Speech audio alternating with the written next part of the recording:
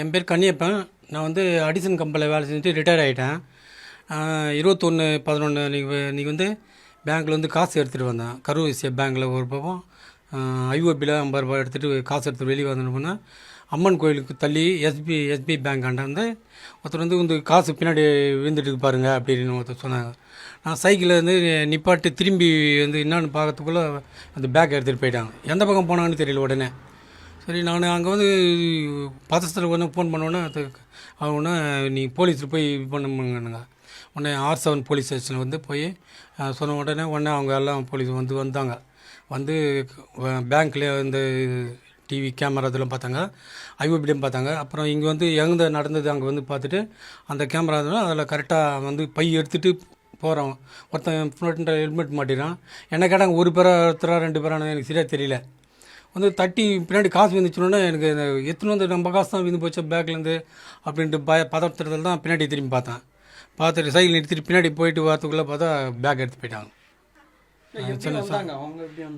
அவங்க வந்து என் பின்னாடியே தான் வந்துக்கிறாங்க போது. 2 வீலர் தான் வந்தாங்க. எனக்கு பின்னாடி வந்து கிராஸ் பண்ணி எடுத்துகிட்டு போயிட்டுருக்காங்க. அதான் அது அந்த கேமரா பார்த்து எனக்கு சொன்னவர் வந்து ஒரு ஆள் தான் சொன்னார். உனக்கு வந்து பாருங்கள் பின்னாடி மாதிரி காசு விழுந்துட்டு பாருங்கள் உங்கள் அப்படி இப்படின்னு ஒருத்தன்.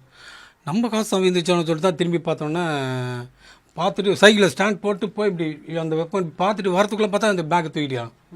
அதுக்கு பின்னாடி வந்த ஒருத்தர் வந்து இறங்கி எடுக்கிறாரு. அந்த கேமராவில் தெரிஞ்சுது. அவங்க காமிச்சாங்க என்கிட்ட. அவ்வளோதான் போலீஸ் ஸ்டேஷனில் அந்த பார்த்து எடுத்துகிட்டு போயிடறாங்க. எடுத்துகிட்டு இப்படி திரும்பிட்டுக்கிறானுங்க, நீ நேரம் ஓடின்ட்டுருக்கிற அப்படின்னா. நம்ம எடுக்கும்போது பார்த்துனா கத்திருந்தா நான் பிடிச்சிருப்பாங்களே என்னவோ. நான் இப்படி பார்த்துட்டு வரத்துக்குள்ளே எடுத்து போயிட்டாங்க. எந்த பக்கம் போனாங்கன்னு தெரியல எனக்கு. அதனால தான் இது எவ்வளோ எடுத்தீங்க? 1,50,000 ரூபாய். அது காசு அப்படியே எடுத்து போயிட்டாங்க. அது செக் புக்கெல்லாம் உள்ள பையில் அப்படியே இருந்தது. அப்படியே எடுத்து போயிட்டாங்க. என்ன தேவைக்காக எடுத்தீங்க? என்ன தேவைக்காக அந்த 1,50,000 ரூபாய்? அது ஃப்ரெண்டு ஒருத்தர் இது பண்ண அவருக்கு அவங்க ஒய்ஃபுக்கு ட்ரீட்மெண்ட் பண்ணுறதுக்காக வேணுனாங்க. சரி நான் எனக்கு பிஎஃப் காசு வந்துட்டு அது படுதில்ல, அதில் இருந்து அதை எடுத்து கொடுக்கலான்ட்டு போய் எடுத்தேன். அது இது மாதிரி ஆகிப்போச்சு. ரொம்ப கஷ்டப்பட்டு சம்பாதிச்ச பணமாக இருக்குது. ஆமாம்மா, ரொம்ப இது பிஎஃப் இதுதான காசு. அதுதான் நமக்கு இது லைஃபை வேறு எதுவும் இது கிடையாது. அந்த காசு வச்சு தான் இது பண்ணியிருந்தேன். அது மாதிரி ஆயிடுச்சுன்னா ரொம்ப போலீஸோட நடவடிக்கை எப்படி இருக்குங்க? உடனே சொல்கிறேன் அப்படின்னாங்க.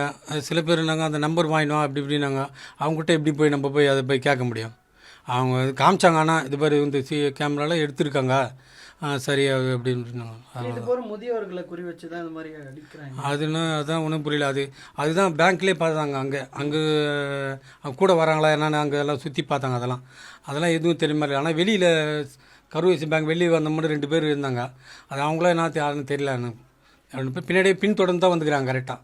நான் இது சில டைம்லாம் நிறைய போயிருக்கேன். ஆனால் இப்போ இது மாதிரி ஆனது கிடையாது. பிளே ஸ்டோர் மற்றும் ஆப் ஸ்டோரில் இருந்து பாலிமர் செயலியை QR கோடு மூலம் பதிவிறக்கம் செய்யுங்கள். செய்திகளை உடனுக்குடன் பெறுங்கள்.